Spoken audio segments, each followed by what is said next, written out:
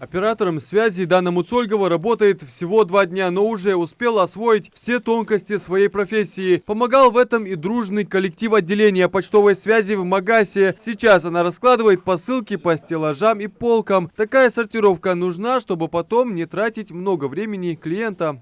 Каждая полка стеллажа у нас имеет свое адресное хранение. Это нам помогает более быстрее найти посылку, потому что мы создаем адресное хранение посылки, и у посылки идет своя нумерация. Тут нумерация идет PS607. То есть мы сразу же, как забиваем в программу, мы сразу же можем понять, что на 04 стеллаже у нас лежит посылка под этим номером.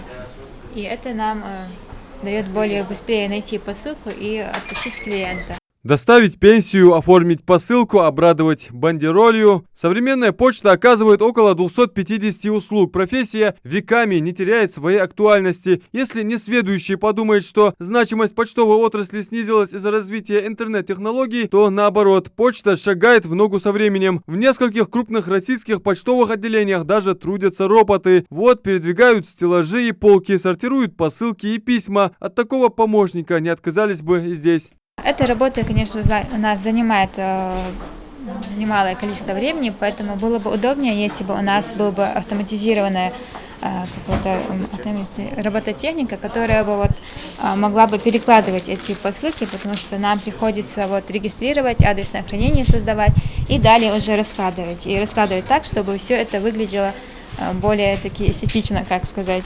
Сейчас просто сканируем. Вытаскиваем квитанцию, подписываем наши реестры и отпускаем наших клиентов. А если бы робот занимался этой работой? Ну, не знаю.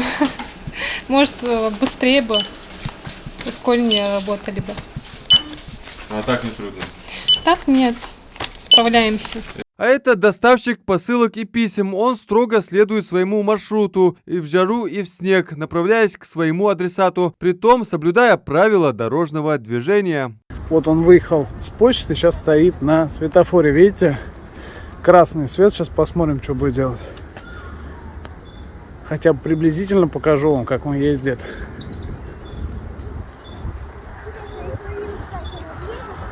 Более 3 миллионов посылок и писем проходят через почтовые отделения каждый год. Собранность, ответственность и коммуникабельность. Такими качествами должны обладать работники почты. Отдать квитанцию, проверить регистрацию посылки в базе данных и получить ее на руки. На все про все уходит несколько минут. Здесь делится. Современная почта — это то, благодаря чему человек может без личного присутствия оформить и отправить посылку, заплатить за коммунальные услуги, оформлять денежные переводы, получать пенсии и пособия, выплачивать кредиты и многое другое. Для клиентов есть простая электронная подпись, то есть человек, один раз зарегистрировавшись в любом отделении почтовой связи, получив простую электронную подпись, больше по всей России с паспортом ему нет необходимости подходить в отделение связи. Он просто диктует номер паспорта, либо номер телефона, по которому и производится вручение, на номер телефона приходит код, и